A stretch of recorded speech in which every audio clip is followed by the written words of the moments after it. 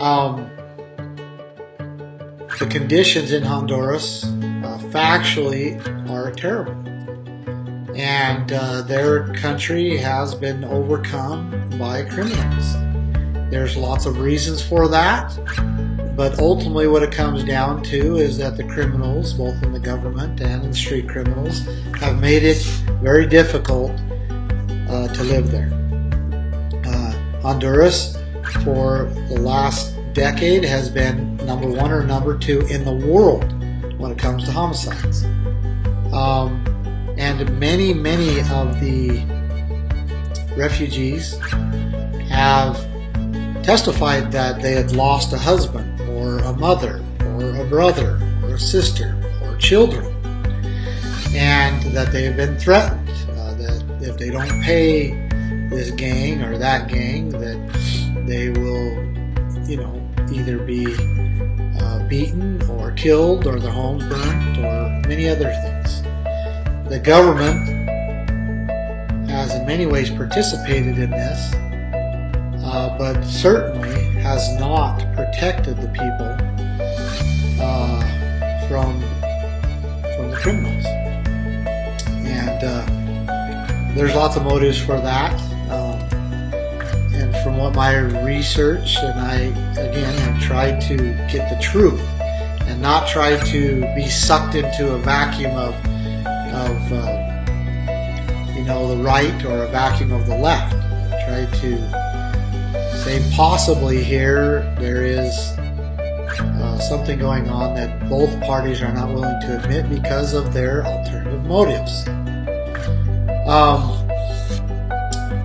So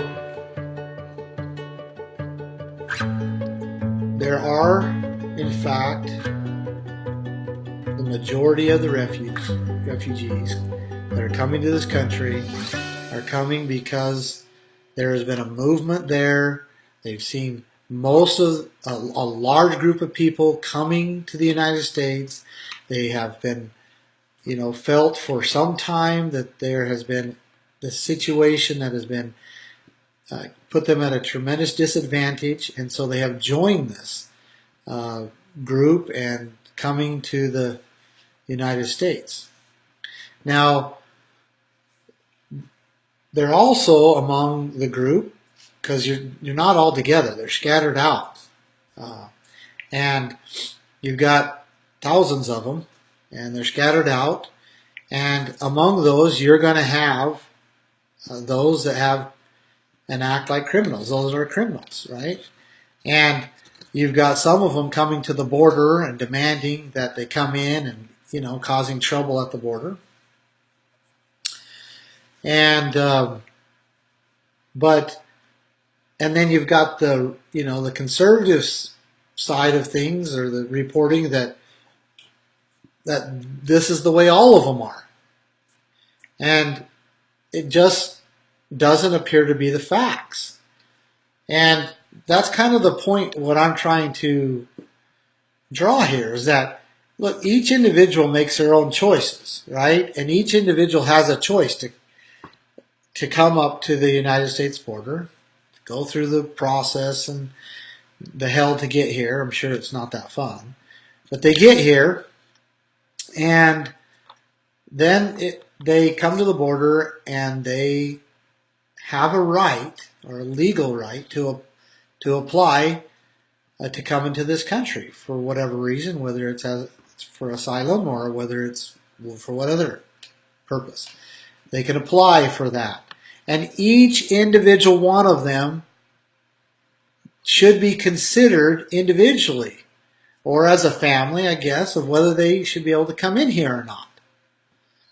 And to group them all up like, frankly, our president has done, try to speak great respectfully, but he has basically called them all criminals and said they're not coming in here. At least that's what I've seen. It seems that there's been this group stereotype. But what about the individual? What about those who have come for reasons of need? Their families? What about, the fathers, the mothers, and the children that have come here and are willing to go through the process to apply for asylum, and so that they can come into this country and benefit from not having